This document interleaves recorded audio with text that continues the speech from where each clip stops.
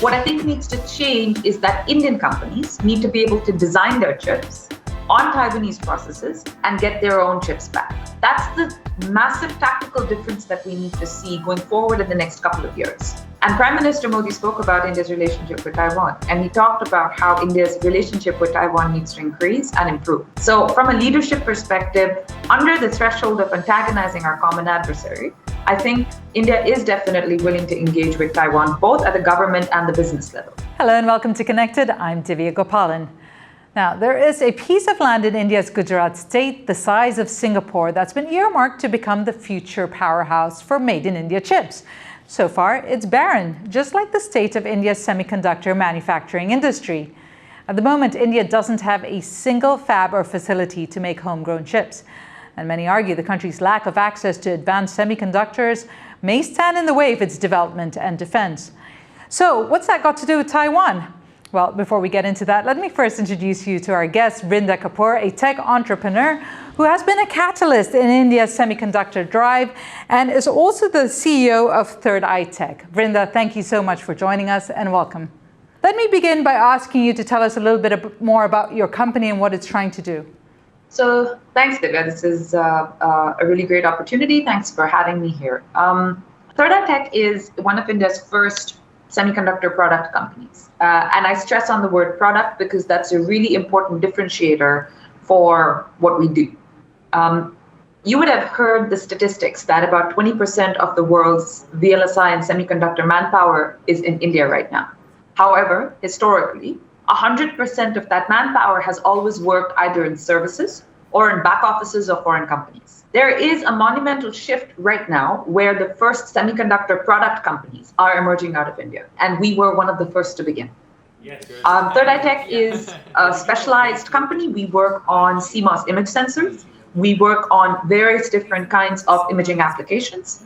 We work in everything from security to surveillance to smart cities to automotives. We work across the spectrum of where CMOS image sensors become valuable.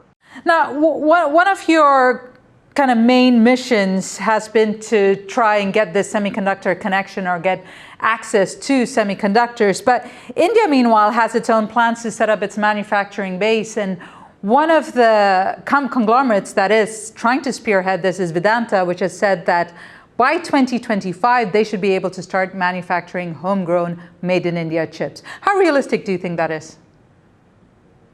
So there's a couple of things, right? The first part of it is that the variety required to cover the entire spectrum of semiconductors is massive. And I don't think that one company or one conglomerate in 2 years is going to really be able to get there. So we need an approach which covers multiple different strategies. The second is, I think it's going to take more than 2 years from breaking ground to actually manufacturing of chips. And I think Taiwan is a classic. Taiwan has really led the world stage when it comes to establishing facilities. For example, TSMC's facility in Arizona is also now delayed beyond 2025. So it's an ambitious target to say that in 2 years we'll be able to manufacture chips in India. It's also a very ambitious plan that one company alone or one consortium alone will really be able to manufacture the entire spectrum.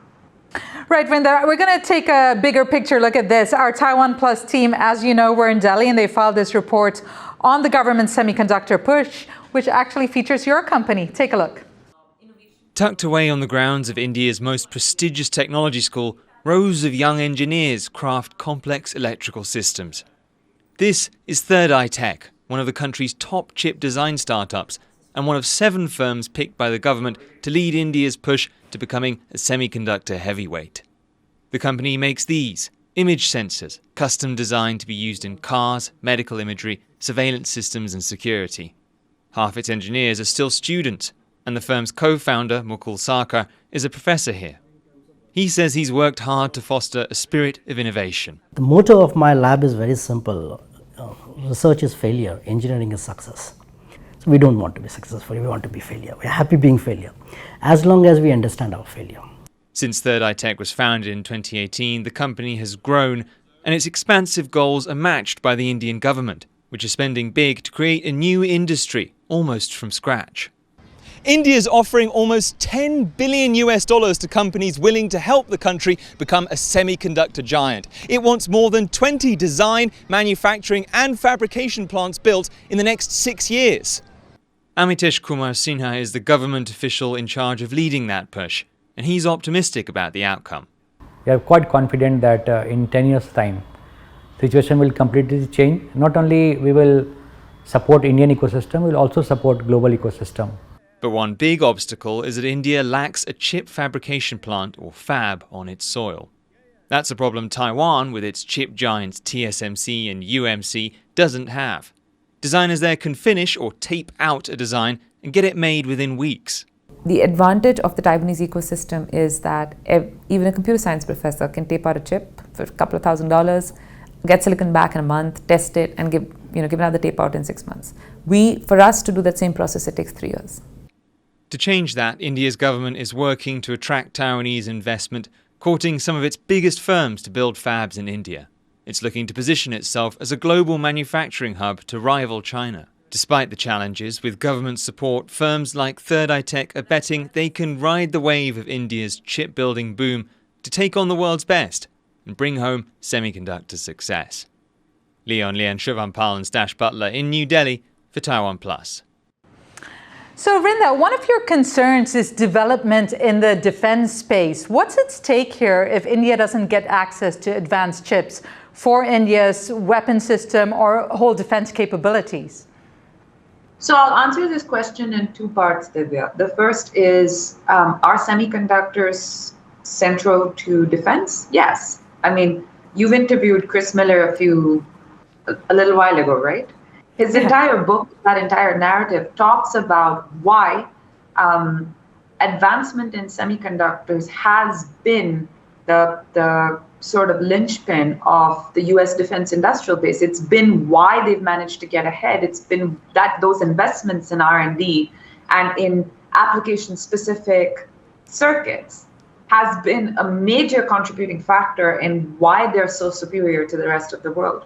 You see the same in Israel as well, right?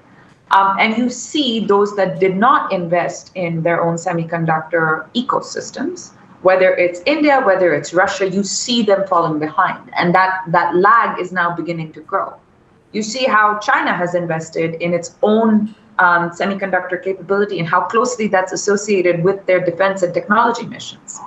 So there is very little, or let's say there's an overwhelming amount of evidence, as well as an understanding within the semiconductor industry about the role that semiconductors play with defense. In India, the user, right, the military end user, is only starting to realize now what its critical dependencies are. Because India has been a buyer, not a developer of technology in general when it comes to defense. So we're starting to realize what that critical dependency is now. The question is, how does India correct it? So if we think about the Indian semiconductor mission in three parts, the first part is identifying the fabless, building the ecosystem. Now for that, partnerships with foreign countries, the US, Taiwan, Israel, France, and a government-to-government overview on export control agreements for the military, for space, for defense is going to be the factor that sort of unleashes those floodgates. If individual small businesses have to do this at their level, we're not going to see the kind of traction that we want. That's the first point. The second point is we're always going to have a difference between the nodes that are even, let's say, 5 years into the future, when India has active semiconductor manufacturing in whatever node, there is still going to be a lot of dependence on the foreign supply chain, because the Indian semiconductor mission alone is not going to be able to help us accomplish everything from displays to 3 nanometers. It's impossible. That's a 30-year journey. So for the next 30 years, India is going to have a huge amount of dependence on the foreign supply chains, especially the fabs. What is the chip size India is getting right now? Where are they at with that? And what are they hoping to get to advance, perhaps, their tech to the next level? So from a manufacturing perspective, I don't think India's sweet spot is 3 nanometers or 2 nanometers. I think India would do well with focusing on the 180 nanometer to 30 nanometer legacy node area. And the reason I think that's really important is because we have the capacity, we have the production capacity, we have the requirement for it in large volumes. They're products that are very useful to the Indian market, so we'll be able to generate a demand. And it will help us as we evolve from that to the bleeding edge. I don't think it would be sensible for India to go down the 3 nanometer race right now. And I think that's best left to Taiwan and to the US. Right. And so, but at the same time, India already gets about, correct me if I'm wrong, 75% of its chips from Taiwan, or they're manufactured originally in Taiwan before they get to India. So what is it that ideally India would be doing with Taiwan that you're seeking to raise India's technological development or development in other areas? So I think the main differentiator between the now and the what needs to happen is that right now India is buying chips from Semiconductor, from Sony, from all of these different Qualcomm, from Broadcom that are manufactured in Taiwan. But effectively, that IP is owned by Qualcomm, by ARM, by Broadcom. What I think needs to change is that Indian companies need to be able to design their chips on Taiwanese processes and get their own chips back. That's the massive tactical difference that we need to see going forward in the next couple of years. Well, as the world courts TSMC, which is launching manufacturing operations in the United States and Japan, while exploring potential investments in Europe, Taiwan Talks caught up with Owen Len. He's the author of Chip Island, to discuss industry trends and TSMC's evolving global role. And here's what he had to say about the worldwide effort to secure TSMC's partnerships. 台积电去美国投资一直到现在，美国补贴他多少钱都还没有确定，然后还加了一堆的条件。对，好，日本的政府给他40%多的补贴。对。一来的时候就讲清楚，然后现在这个日本的工厂已经快要量产了，美国还要再拖一段时间。那这个就是当你的政府有没有决心，你是不是真的需要它去？你是不是真的要落实制造在你？我想对日本来讲，台积电的 JASM 厂，日本厂，它是非常关乎它的国家的这个竞争力的。为什么？因为它要做很多跟汽车相关的零件。对。汽车是日本的这个国家出口最大的一个产业，对。然后它呢现在也开始有一点落后了，因为它在电动车是落后的，对。所以日本需要台积电，那政府呢补贴40%多到50%，这个钱呢还要继续补贴第二个厂哦。Now, that is just a glimpse into what TSMC is doing or providing around the world. TSMC provides around 90% of the world's most advanced chips, as you know. India has struggled to form any major partnerships with TSMC such as that. Why is that? I don't think that India needs to have an association with TSMC to build a fab in India right now. I think that is a couple of years away for India, realistically. What India needs to find is the consumer items that need to be mass produced in India right now. Displays, certain parts, certain legacy node products. I think that's really where India's manufacturing capability needs to go in right now. It's too early for us to start talking about 3 nanometer advanced processes. Right? We don't have an ecosystem. Ultimately, if a fab does not have a local design effort, which is manufacturing at it, it's going to turn into a white elephant. So what India needs to figure out right now is what is that sweet spot for India? Where is it that we need to start, that we have enough local demand to support the viability of the fab, and yet it's cutting edge enough for us to be able to do some innovation to get to the next level. So I think the complexity from our government's perspective for choosing which is the right fab for India right now is going to be weighing the demand, weighing India's value proposition in the global supply chain, and where we need to go in a couple of years and come up with a nice roadmap there. I don't think that this is something that industry in India is equipped to lead in isolation.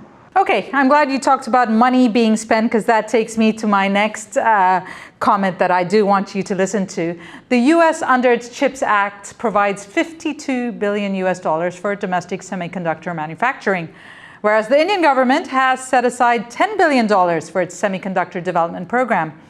Now, Connected spoke to Ankur Naik, who's an advisor to the Indian government, and asked how it is trying to achieve its goals and set up the foundation for foreign players entering the semiconductor sector in India. You look after the new semiconductor policy, we are giving at least 50% by the government of India, and in a lot of states 25% over and above that. So it's a win-win situation. The moment you come into India, your half of the budget is already cleared. So whatever is your capex is already covered. So you just have to put in the technology into place and everything is covered. So we are expecting around $600 billion next fiscal year for semiconductor manufacturing problems. Has the environment created a win-win situation, as we just heard Naik say? So I think it's starting to. The additional 25, so let's take a step back. The $10 billion subsidy that has been approved by Parliament is to cover 50% of the manufacturing costs. The states have an additional 25% that they're coming up outside of this budget. So A, the budget is larger. B, this is India's first step. What we have to recognize is this is the first step that India is making to woo international players. Is it going to be the last? No. The Modi government is extremely bullish on semiconductors, is extremely bullish on electronics manufacturing, and is extremely bullish on the role that India has to play in the foreseeable future on this in this entire journey. Is that something that India is going to be able to match the investments on day zero from the US and China? No. It's going to take some time to get there, but over the next 10 to 15 years, we are going to see a very large amount of the alternative to China starting to happen in India. Right. Vrinda, now I want to bring it to Taiwan. What kind of cooperations are we seeing right now? Is it mostly business to business, or are we even seeing that? I think whatever relationships we're seeing between India and Taiwan are minuscule right now compared to what they ought to be. For example, IIT Delhi and some Taiwanese universities are starting to offer joint programs. We have one odd, like our company is able to do our tape outs at TSMC for certain applications. But I think what we're seeing is very minuscule engagement. What I would like to see is substantial engagement, right? Because that's really the best way for both countries to cooperate with each other is if there's a strong business to business connect, if there's a strong government to government connect, and if we're able to work together to put together an ecosystem. One of the biggest challenges that India has faced historically when it comes to semiconductor, the fabless model in particular, is a lack of access to fabs. It's sort of a chicken and an egg problem. Until and unless you have certain amount of semiconductor design capability, you don't have the need for manufacturing capability. But if you don't have manufacturing, how do you do the design? How do you make access to foundries something that's fundamentally available to the ecosystem? How do you make it such that PhDs and master students and professors have fab access at reasonable prices, which is supported in their PhD budgets? How do you make that happen? The only way for that to happen is for diplomatic channels and relationships to get involved. Right, and how much appetite is that for to happen, especially along the diplomatic channels? Because, at the end of the day, everyone knows both countries have this massive neighbor there that sheds question over how deep that relation could go and the risks that will happen geopolitically. So does India or the Indian government have the appetite for that risk and to make not necessarily formal ties with Taiwan, but at least the informal connections that is needed? So I'll take it back one step. There was a recent the Indian Semiconductor mission had Semicon India a couple of weeks ago in Gujarat, in Gandhinagar. And Prime Minister Modi spoke about India's relationship with Taiwan. And he talked about how India's relationship with Taiwan needs to increase and improve. So from a leadership perspective, under the threshold of antagonizing our common adversary, I think India is definitely willing to engage with Taiwan, both at the government and the business level. That's my first point. The second point is that geopolitically, the two countries that facing the actual major threat of China are Taiwan and India. Right? India because we share land border, Taiwan because of other obvious reasons, but we are the two countries for which the China threat is more real than for anybody else. So for Taiwan then, what's in it for Taiwan to engage India? Taiwan already, as far as their semiconductor industry, they have more than enough demand for their products. So is Is the Indian market and the growth of the Indian market something that Taiwan can afford to dismiss right now? Because if you look at the way the West is looking at India today, whether it's the US, whether it's Europe, India is one of the large major markets that both these countries or both these blocs are really viewing as markets. And this is across sectors, across industries. The amount of geopolitical support that India enjoys today is partly because of the size and the value of the Indian market. Is that something that Taiwan wants to ignore right now? So that brings me to the global market. Now, Taiwan accounts for around a quarter of the market share of the global semiconductor supply chain. To leverage it, the country also annually hosts the world's biggest semiconductor expo, Semicon, in the capital, Taipei. Now, many global tech leaders attended the event, and much of the talk was about how artificial intelligence developments will be devouring future chip supplies. Here's a report by TaiwanPlus's Joyce Tseng. The chips industry is incredibly complex and one that relies on the expertise of countless firms scattered across the globe. And it's not every day different ends of the supply chain come together under one roof. Several of the world's top tech leaders, from TSMC to Google and Lam Research, are here in Taipei to share their insights as to what's next for the billion-dollar chips industry. Warm welcome to Dr. Wu. And for many, the answer was unsurprising. In the last 2 years, AI has been sensational as one of the examples for how industry is presenting something in the dirt of times to create demand. Now, the AI implication to the overall demand is mind-boggling. Industry leaders say there's no need to look much further for what's next because it's already here. Artificial intelligence, or AI, is one of the strongest drivers elevating semiconductors. That's because even more advanced chips are needed to power rapidly developing AI, in particular generative AI, which can produce its own content. In turn, AI can help chip makers improve their designs and manufacturing processes, upping operational efficiency and product quality, creating a self-sustaining cycle of technological advancement. It is extremely important in AI to make sure that we pass all the safety check, all the safety standard, making sure we really comply to our AI principles. But this is not without its challenges, since how to govern AI is still an open question. Industry leaders say that's why coming together to exchange ideas is important. This kind of collaboration is key to moving chips forward, to unlock even more possibilities in an increasingly digital world. Chris Ma and Joyce Tseng for TaiwanPlus.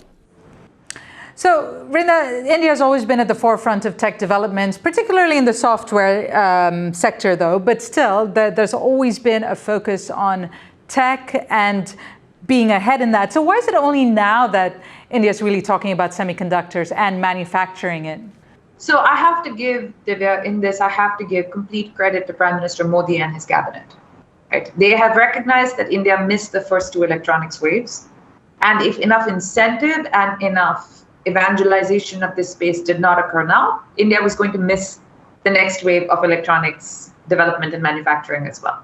So India has historically been a front runner in software development because that's a low capex, high skill area for India. But India has fallen way behind in electronics hardware manufacturing, primarily because government was not there to provide the incentives that we see have happened very often in the US, in China, in Japan, in Korea, in Taiwan. So I have to give all credit over here to the Prime Minister, to his vision, to him, getting the right people into the cabinet, empowering them and rolling out the semiconductor mission. So I really think it's a function of the government's will. The second thing I think what we have to recognize is that because we had no semiconductor and electronics manufacturing in this country, we realized how difficult the supply chain issues were during the pandemic. And I don't think that those scars will ever heal. Right. And before we go, and we're coming to the end of this program, if I had to just throw out another big number out there, India graduates more than 1.4 million high-quality engineers a year. And this is at a time when Taiwan's workforce is shrinking, birth rates are falling behind. So if you had to have an elevator pitch for why India and Taiwan should be partnering up, what would that be, Vrinda? So my elevator pitch would be on 3 numbers. The future market is all going to be in India. The manpower is all coming out of India. And the beauty about a young manpower is that it's innovation hungry. The challenging thing about an aging population is that people become stagnant, people become satisfied. Younger people are hungrier. So those are the 3 points on an elevator pitch. We have the demand, right? We have the manpower, and we have the hunger. And on that note, we'll have to leave it there. Thank you so much, Vrinda Kapoor, CEO of Third Eye Tech, for speaking to us from New Delhi and joining us on the program. Now, as we heard there, Taiwan and India, 2 technological powerhouses, they have the potential to jointly shape the future of the global semiconductor industry. With both countries putting chips on the table, yes, I couldn't help it. The question now is, will they go all in? Thank you to our audience at home. It's been great to have your company. Remember, goodbye and stay connected.